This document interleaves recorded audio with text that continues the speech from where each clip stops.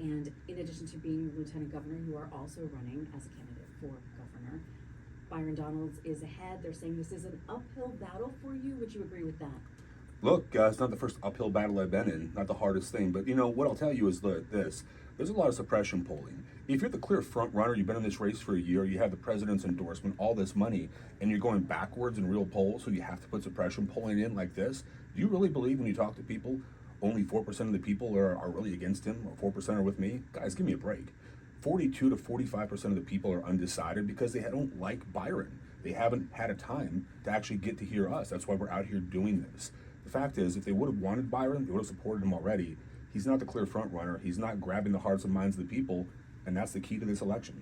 So two questions. One, you talked about he has the president's backing. Is that important still?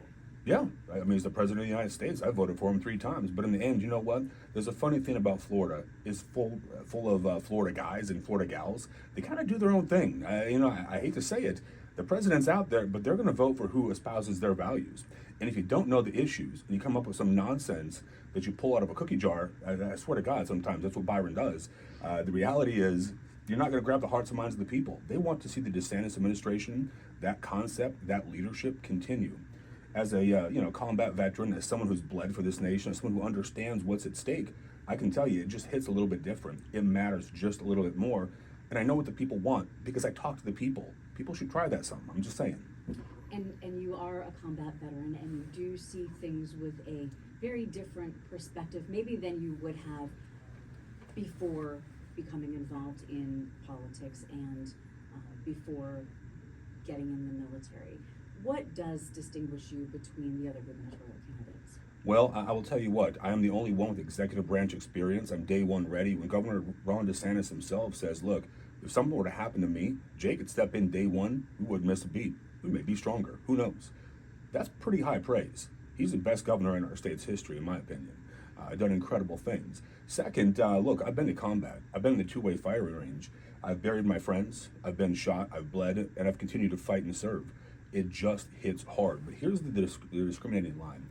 When I think about whether I'm going to do something, not do something, is it good for our state, I think about the moms, the dads, and the kids that I've had to speak to when their dad, their husband, or their son gave his last full measure. And I'll tell you what, it just hits a little harder. We gotta be a nation. We gotta be a state worthy of that sacrifice, and I fully expect Florida to lead. The simple fact is this, it's not about me. It's about the people. It's about we, the people. Here in Florida, I serve 23.5 million people, whether they vote for me or not, and that's something that I uphold and I care about because I bled for it. Florida does have a unique position in the country.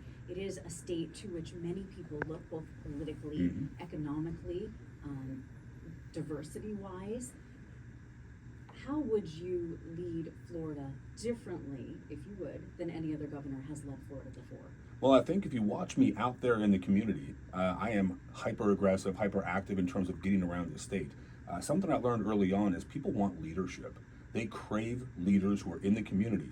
I'll tell you what, I've already seen this happen and I've been doing it. I'm going to show up with mayors and county commissioners, and I'm going to show up completely unexpected. Of all parties? I don't care what party you're in. You're part of our state, part of our government in some way, shape, or form. We're going to show up and we're going to hold you accountable. And it's not to throw punches or play games. It's because leadership does that. Spot checks matter. Why would we not have simple things like that in terms of government? Why is government so different than every other facet of leadership or business? Perhaps it's because people who failed at business or failed at leadership got into government because they had nowhere else to go. I'm just saying. I've worked with a lot of people. I have seen things that work. We do not have to import more of the Washington, D.C. nonsense. We need to maintain what we've got. And the simple fact is this. The next 8 years, we have to focus on the things that are a little bit less fun, a little bit more focused on the nuts and bolts, the meat and potatoes that go behind the scenes. That's energy, that's transportation, education, building more opportunity, better jobs. Affordability is a huge conversation right now. And to me, the American dream is not predicated on just getting by. It's on blowing the roof off this. We have to bring in more jobs, more opportunity, and make sure people put more money in their pockets with less going to the government. Accountability matters. So let's talk about jobs, because right now Florida's unemployment rate ticked up again, and it has been ticking up gradually over the past several years. What would you do to kind of stem that? Well, I'm already doing it. We are aggressively finding partners who want to build into our gaps within our industry. You know, Marco Rubio wrote a bunch of books. There was one about 15 years ago where he said, we made a bad bet. We pushed off blue-collar jobs to other nations, expecting to come back in white-collar jobs. Man, he was right then, and he's even more right now, unfortunately. The simple fact is this: we're going to have to organically put those pieces in place. So let's talk about that.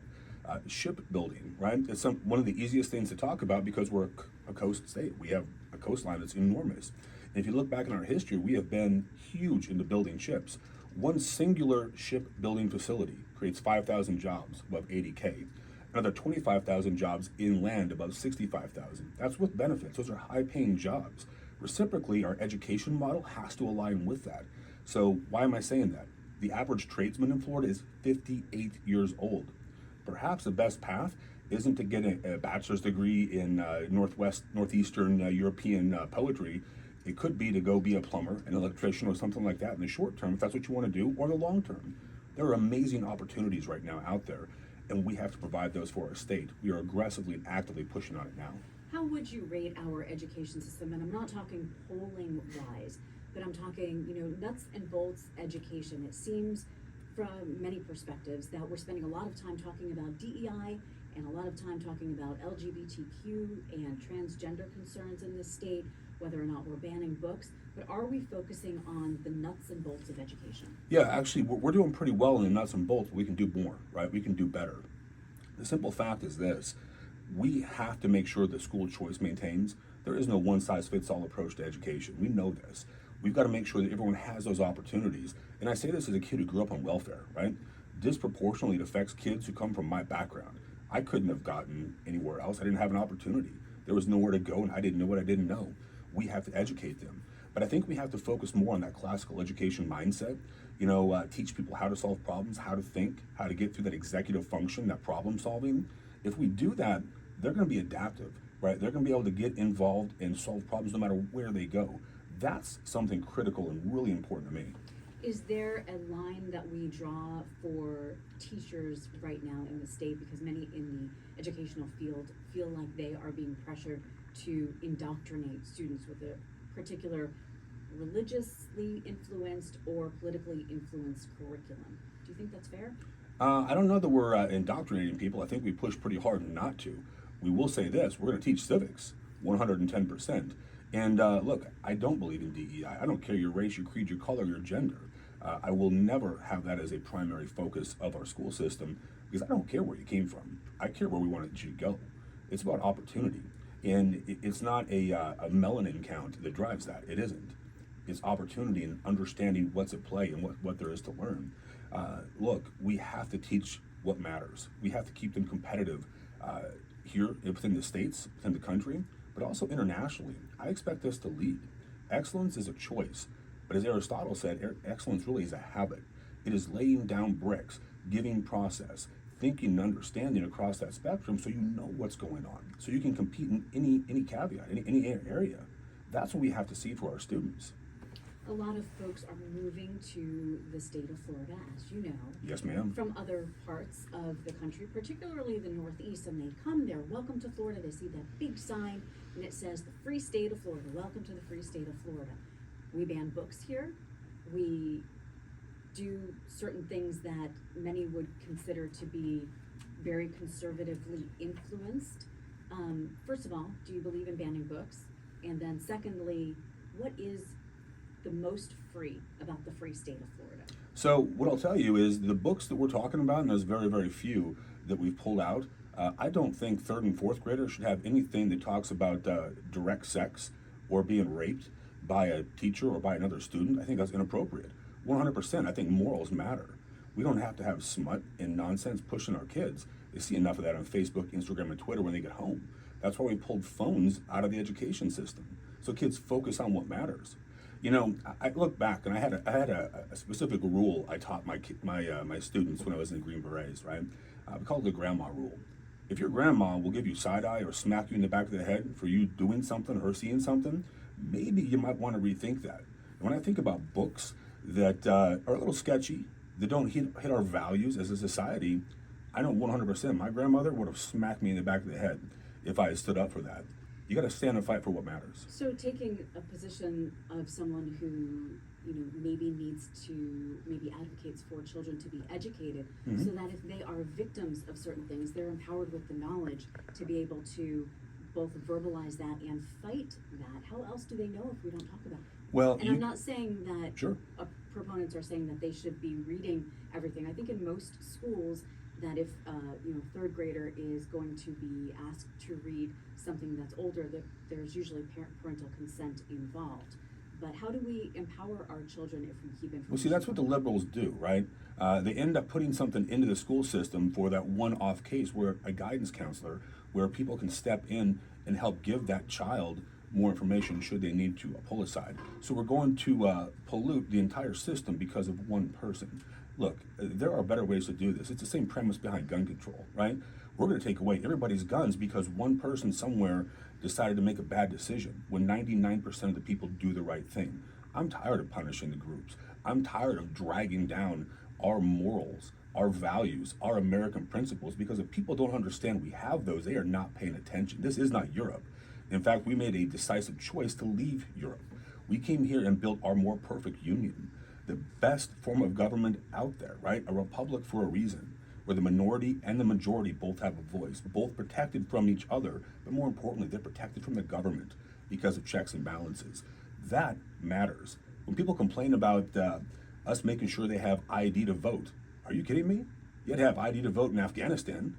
Why would we not have it here? I'm just saying. But you don't have ID to get drafted, and there are a lot of folks who feel disenfranchised, especially women, because of the fact that all you need to change your name when you get married is a marriage license, but if you want to take your name back when you get divorced, you have to go through a whole rigmarole that chances are if you have little tiny ones, you're not able to stand in a Social Security line for hours to get your Social Security card changed. But we will talk about that when we come back. We're going to take, Benjamin, a very quick break, just 60 seconds. We'll continue our conversation with Lieutenant Governor Jay Collins when we return. WOKV News Time, 8:50. All right, sounds good. So, Lieutenant Governor, before we left for the break, we were talking about voter ID, and you say you support that. 100%.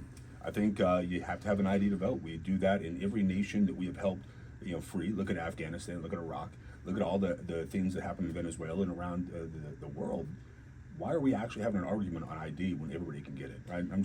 But if somebody has to have their driver's license, when you get your driver's license in the state of Florida. Or a state ID. Right, or a state ID, you do have to present information. You have to present a birth certificate, a couple of forms of ID in order to get that. Why more than that do people have to have other ID? So women who change their name, and there are thousands, hundreds of thousands of women every year who change their name either for marriage or divorce or for other reasons in this country. They have to jump through hoops to get their maiden name back, but yet to get an ID when you get married, literally all you need to show is a marriage license, and nobody's verifying that. Yeah, so we can talk through that, and to be honest, you're the first person to bring that specific issue up to me. Having not been divorced as a female, I don't know that piece of it. So one thing you haven't done in your life. I know there's a few. I've been around. So look, I'm always willing to sit and talk about things when there's a common sense thing. Could we clean that up? Perhaps. I haven't really dug into it, so worth a conversation.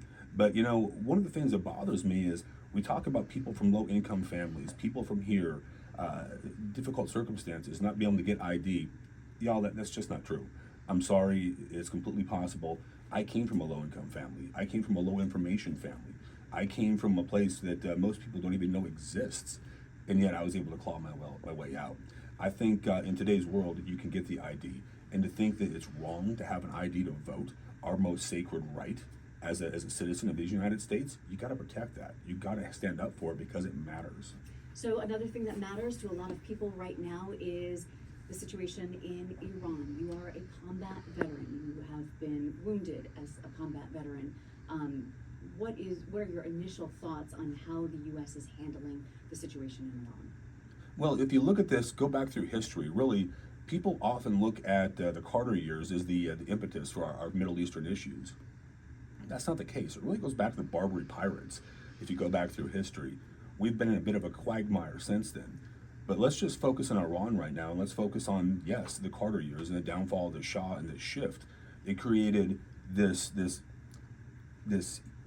node within Iran that really is anti-American. They have long said death to America, that America is their most vital enemy. They are against everything we stand for because we stand for freedom, liberty, and peace. But everybody agrees on that, as far as I can see. I think even Bill Clinton, President Obama, the Bushes, I think everybody would agree on that. Why now? Why do we go in now? Well, do we want to wait until they drop a nuclear weapon on our doorstep? Would that make everybody more happy? Was that a viability? I think that those opportunities are there, whether it's dirty bombs or whatever. We already saw them shooting 4,400 kilometers with things from containers, right? Ballistic missiles from containers. How many are out there that we didn't catch or destroy? If we saw them do it once, do we not presume that they've done it again? If they're lying about that, what else are they lying about? I'm sure that they have more secrets, more things they've hidden, and we'll find out about them. The simple fact is this: Iran is exactly who we think they are. You know, to take a quote from the NFL, we know who they are. They have directly killed Americans. They are a regime of terror. And look, my ask is to finish this right, get it done with, and let's go home. This is not a nation-building exercise. The Shah, that family, if they're going to lead and they want to step into Iran, well, then they need to lead regime change and move through that. And in the end, we do have to protect our people, because Iran was already pushing drones over to our west coast. I've said this for years. Those are real threats. And let's just make an assumption that within the 1.1 million people released by the Biden administration into our state, those are the ones we know about. Let's presume that some of those probably have an alignment with terrorist organizations. That's very realistic. We know there are going to be cells. We know there are cells within Tampa Bay that align with the Muslim Brotherhood, with CARE, with many other organizations. It's an issue. We don't have to wait until we have more IEDs like we had at MacDill, where we pulled a bomb right off of our gate. That was put there. You just mentioned the Muslim Brotherhood. Are we focusing on the wrong thing in the state of Florida by saying that certain groups should be identified as terrorist organizations and we should withhold funding from them just based on their religion, basically? Well, we're not basing it off their religion, not at all. We just did a press conference on this. Look, if you spend money and you support an ideology, and let's be clear, not everyone's a radical Islamist. Not everybody wants to see the whole world burn. Not everybody wants to attack and kill people in a jihad. But if you support a parent organization that does that, why would we let our money go to somebody who supports the downfall of our civilization? I will never apologize for protecting Floridians. I'll never apologize for protecting Americans. I'm a warrior. That's who I am. So speaking of warriors, Pete Hegseth, our Secretary of Defense, was investigated when he was in the Guard as being an extremist. He was prohibited from standing at the inauguration of Barack Obama because of the fact, I almost said Barack Trump, that would be an interesting grouping, Barack Obama. He was not able to do that because he had been identified as an extremist. Do we have extremists now in our national government? Well, I think there's a possibility you have some from all walks of life. I think you probably have people in our government that hate America. I think you have people in our government who have their own views. But the simple fact is this: there was a lot of gamesmanship in the Barack Obama era, and some games being played, certainly, to people who stood up for conservative values. We saw that. We saw that targeting. Look, Pete Hegseth, he is our Secretary of War. That's a great name change, by the way. I do like that. It's not official. Yeah. So we'll discuss that tomorrow on our show. It is not official. It would take an act of Congress literally to change the name of the Department of Defense to the Department of War. But yes, we'll agree to disagree. Yeah, well, we'll agree on the fact that that's what we call it right now, and that's how we're going by it. And he is the Secretary of War, and I'm grateful for that because I think it does focus on the mission at hand, which is to fight and win wars and protect our people and go home with honor. Are you confident that we are protecting our troops to the best possible way? And I say that because a U.S. soldier who survived an Iranian drone attack that killed 6 other soldiers this morning has just come out and said leadership has put them in greater danger. And one of the things that we had talked about on the air the other day was that it is a propaganda machine, no doubt, but the soldiers in Iran are sending bombs to Israel and other parts of the Middle East with names on them. And you know this as well as I know this because we've seen the bombs firsthand. You write names on them, you write causes, you sometimes put profanities on those bombs. The people in Iran have names to put on the bombs. We, our American soldiers, and by soldiers I mean airmen, seamen, everyone, don't have names to put on the bonds. This is an unknown enemy for many of our soldiers. Are we doing everything we can? And I ask you not as a gubernatorial candidate and not as lieutenant governor, but as a combat veteran. Are we doing everything we can in your mind to protect our soldiers? Yeah, I don't know that the bomb concept there has anything to do with protecting our people, but what I will tell you is yes. Remember, there's a huge I.O. information operation going on where they're flooding the airwaves on social media, on local media, on national, international media with misinformation. One. Two, yes, I believe we are. You look at the tools, you look at what happened with that down pilot, and think about the message that's sent to our people. Look, I've been out there on that ragged edge, getting ready to go into an objective, right? I want to go rescue those people, and we were told no in the past because it was too dangerous, too risky. I love the fact that we actually stood up and said we're not leaving anybody behind. Understand that. It matters. That also sent a message to our opponents in this with Iran. Their people killed 20, 40, 50,000 of them, right? The IRGC is being put to death if they blink wrong and do the wrong things. Think about the secondary messaging on this. Look, we are incredibly good at doing this. We have the right tools. I believe we are being led the right way in terms of protecting our people. I think we have all of the assets, and we're doing all we can to minimize secondary, tertiary, or quaternary risk. But it is war, and as much as I hate to say it, things happen, and it breaks my heart. I have stood over far too many flag-draped coffins. Nobody wants peace more than someone who's really seen war. Believe me, I pray for it every single day. There's so many things that we could talk about, and I will have to fight Colonel Budahas if I keep you any longer here, as well as the Marines who are in studio. However, I'll give you the last word. So much more to discuss. We didn't get to property taxes, but I look forward to talking with you hopefully in the future about those kinds of things. But I'll give you the last word, and also we'll end on a little bit of a high note. But your last word as lieutenant governor and as a candidate for governor. Well, look, you have choices. We can pick people who have life experience, people who have gone through the ringer when you choose your next governor. Personally, I want someone who's day one ready, someone who doesn't have to learn on the job. When Governor DeSantis said that about me, he meant it. I can step in and lead this state tomorrow, if need be. We have choices. I want someone who espouses my values, someone who has a history of fighting for our people and coming out the other side, no matter what happened to them. You can choose someone who's hardened and ready for that, or you can choose someone who that next moment like COVID could overwhelm them and be the hardest thing they ever deal with in my life. Look, there is no time for I wish I had been prepared. You got to be day one ready. Our people's lives hang in those moments, and I am day one ready. I did tell you that I wanted to end on a positive note, and someone had told me, a source had told me, that you have a goal of breaking some records as an amputee. What is that goal? Well, you know, I like to win, right? Winning matters, losing sucks, right? Let's just be honest.